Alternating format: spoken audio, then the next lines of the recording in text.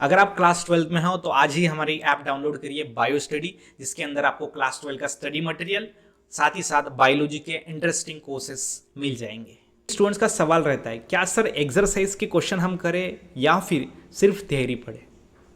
ठीक है, क्या सर एक्सरसाइज के क्वेश्चन हम करके अच्छे से अच्छे मार्क्स ला सकते हैं? क्या सर सिर्फ एक्सरसाइज के क्वेश्चन करके 90+ % लाया जा सकता है? तो ये सारे सवाल आज के इस वीडियो में क्लियर होंगे, और जो डाउट है वो अगर क्लियर हो गए तो आप अच्छे से पढ़ पाओगे, इसलिए वीडियो ज़रूरी है, तो लास्ट तक देखना। सबसे पहले तो मैं आपको बताना चाहता हूँ, जो भी क्लास 12 की थ्योरी है, ठीक है, क्लास 12 की जो आपकी थ्योरी है उसके ऊपर ही आपके एक्सरसाइज के क्वेश्चन है। तो अगर आपने अच्छे से थ्योरी किया तो एक्सरसाइज के क्वेश्चंस ऑटोमेटिकली हो जाएंगे, हाँ या ना? हाँ सर, बिल्कुल। अब देखो, आपका अगर माइंडसेट ये रहा कि ये सवाल अगर आया एग्जाम में तो मैं ऐसा लिखूंगा, ये सवाल आया तो ऐसा लिखूंगा, और अगर क्वेश्चंस घुमा फिरा के आए तो फिर क्या करोगे? तो आप कंफ्यूज हो जाएंगे ना, बिल्कुल कंफ्यूज हो जाएंगे।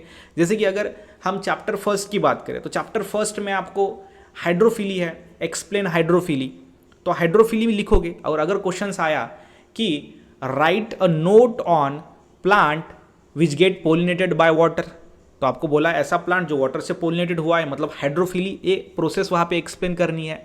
तो ये घुमा फिरा के सवाल आते हैं, और मैक्सिममली आपका जो पेपर है वो अभी वैसा ही आ रहा है। अगर क्वेश्चन पेपर की बात करें 1-2 साल पहले की, तो सीधे सीधे सवाल थे, सीधे सीधे सवाल, 3 मार्क का सवाल एकदम सीधा, 2 मार्क का सीधा सीधा एक लाइन में सवाल था। अब वैसा नहीं है, अब आपको 2 मार्क के लिए एक चार्ट दिया जाता है, उस चार्ट में 4 ऑप्शंस होते हैं जो अलग अलग चैप्टर से पूछे जाते हैं, और उसके आगे आपको मैच द पेयर करना है। मतलब क्या किया, 2 मार्क का सवाल जो पहले सीधे सीधे आता था, अब उन्होंने क्या चार्ट बना दिया, चार्ट में 4 टॉपिक डाल दिए। 2 मार्क के लिए पहले एक ही टॉपिक पूछा जाता था, अब चार्ट में 4 टॉपिक आ रहे हैं।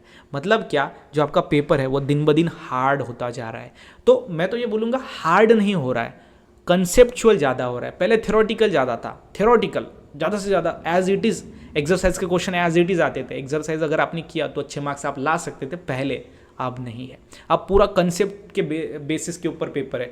पिछले साल का पेपर अगर आप देखोगे तो आपको समझ में आ जाएगा कि उसमें चार्ट्स ज़्यादा है, उसमें रीजंस वाले क्वेश्चंस ज़्यादा है। मतलब चार्ट्स ही अगर आप देखोगे तो आपको दिख जाएंगे। मतलब क्या उन्होंने किया है, पेपर उतना ही है, उतने मार्क्स का ही है, लेकिन उन्होंने कंसेप्ट को ज़्यादा यूज़ किया है। 2 मार्क के लिए उन्होंने 4 टॉपिक यूज़ किए, पहले 2 मार्क के लिए एक ही टॉपिक यूज़ किया जाता था। तो इस तरीके से पेपर की जो हार्डनेस है वो बढ़ गई है। हार्डनेस बढ़ गई है वो भी नहीं बोलेंगे, जिसका पढ़ाई है उसको वो ईजी है। तो ऐसा पेपर डिज़ाइन किया है जिसमें हर कोई अच्छे मार्क्स नहीं ला सकता, जिसका पढ़ाई अच्छा है वही ला सकता है। ठीक है, अगर चीटिंग भी करनी है तो चीटिंग करने वालों को भी वो समय पे वो आंसर्स नहीं मिलेंगे, उसको इधर उधर देखना पड़ेगा। ऐसा प्रैक्टिकल, ऐसा थोड़ा कंसेप्चुअल पेपर वो बना रहे हैं। इसीलिए अगर आप थ्योरेटिकल क्वेश्चंस की तरफ जाएंगे तो आपका माइंडसेट वही रहेगा, क्वेश्चन घुमा फिरा के आएगा तो आप उसको टैकल नहीं कर पाओगे। तो मेरी एक राय आपसे यही होगी कि आप कंसेप्ट के ऊपर फोकस करो, कंसेप्ट क्या दिया गया है, ताकि कैसा भी अगर क्वेश्चंस आए तो आप उसको आराम से टैकल कर पाओगे। समझ में आ रहा है? हाँ सर, ये आपका माइंडसेट रहना चाहिए, और आप कर सकते हो, बिल्कुल आप कर सकते हो। ज़्यादा कंफ्यूज नहीं होना यार, ठीक है। ज़्यादातर अभी स्टूडेंट्स यही है, कन्फ्यूजन ज़्यादा है, क्या करें सर, क्या नहीं करें सर। मैं आपको एक ही बताना चाहता हूँ, अगर हम किसी दुकान में जाएंगे, ठीक है, हमें क्लॉथ लेने, हमारे लिए ड्रेस लेना है, तो हम देखते हैं ये कलर अच्छा है, वो कलर अच्छा है, तो उस 5-6 ड्रेस के अंदर हम कंफ्यूज हो जाते हैं, ये ले क्या वो ले, ये ले क्या वो ले।